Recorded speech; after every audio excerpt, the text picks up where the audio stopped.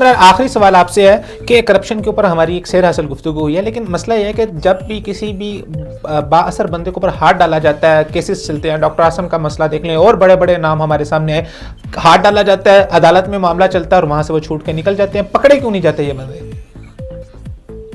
नहीं पकड़े जाते, कौन नहीं पकड़ा जा रहा है।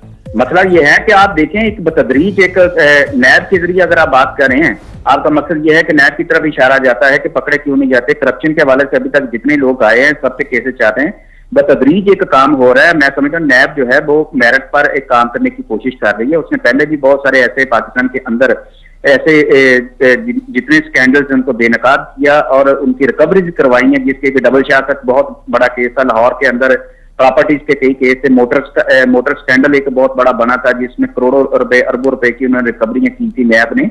लेकिन वो कुछ और इश्यूज हैं जो पॉलिटिकल सिस्टम पर हम आ जाते हैं ना, जबकि ये सियासी लोगों को जो करप्शन का शिकार हैं, जो करप्ट माफिया का हिस्सा हैं या कब्जा ग्रुपों के जो सरखेल हैं, इन लोगों को क्यों नहीं पकड़ा जा रहा है। तो मेरा ख्याल उनको आप फहरिस्त में करवा के देख लें, जो बड़ी गन्स हैं, बड़े बड़े मगरमच्छ हैं, उनको पकड़ा जा रहा है। जैसे कि इस मौजूदा हुकूमत में भी आप देखें, इसको यह है कि फेयर ट्रायल अगर हो, सवाल यह है कि अगर ट्रायल फौरी हो जाए और जो सबके साथ मुंसफाना किस्म का नैब करे तो इस तरह का फिर प्रोपेगेंडा भी खत्म हो जाएगा। शहजोद साहब, हमें देखने में नजर आता है कि जब ट्रायल होता है तो वहां पर अंदर खाते कुछ ना कुछ डील्स हो जाती हैं और वो उनसे कुछ पैसे लेके उनको दोबारा से मौका पैसे देकर उनको छोड़ दिया जाता है। तो क्या ये अमल ठीक है कि वो रिकवरी करवा के उन लोगों को छोड़ दिया जाए, या उन लोगों को सजा होनी चाहिए ताकि एक आप समझे कि माशरे के अंदर एक मिसाल कायम हो और दूसरे लोगों को भी कान हो कि यार अगर इतने बासर लोगों के ऊपर सजा कायम हो सकती है तो हमारे ऊपर भी हो सकती है, जरा वो लोग चुकन्ने हो जाए।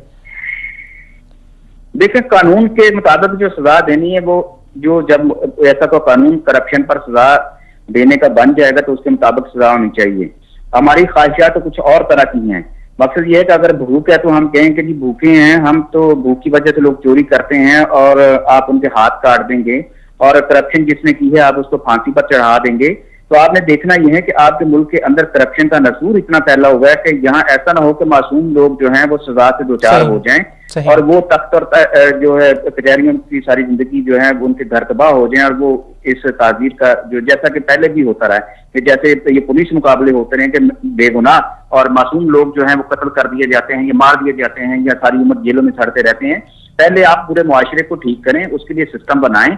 फिर करप्शन के हवाले से जो एक नैब का एक कानून है जो इन्होंने रिकवरियां करवा के भी देनी है, जो प्ली बार्गेनिंग भी होती रही है, तो उनके जो पैसा है वो रिकवर भी होता है। लेकिन देखना ये सारे के सारा कानून साजी से इसका ताल्लुक है। जो मुल्क की अदलिया एक कानून बनाएगी तो वो हमें सबको कबूल होना चाहिए। हमें सिर्फ अपनी ख्वाहिशात पे नहीं हम चल सकते ना। अच्छा चौधरी साहब, आखिरी सवाल मेरा, बतौर तज्जिया निगार आप ग्राउंड रियलिटी के ऊपर क्या देख रहे हैं? पाकिस्तान का मुस्तकबिल क्या देखते हैं कि जो करप्शन का नसूर इस कदर बढ़ गया था, आगे 2 से 4-5 सालों के अंदर इसमें कोई वाज़ेह कमी देखने को आएगी?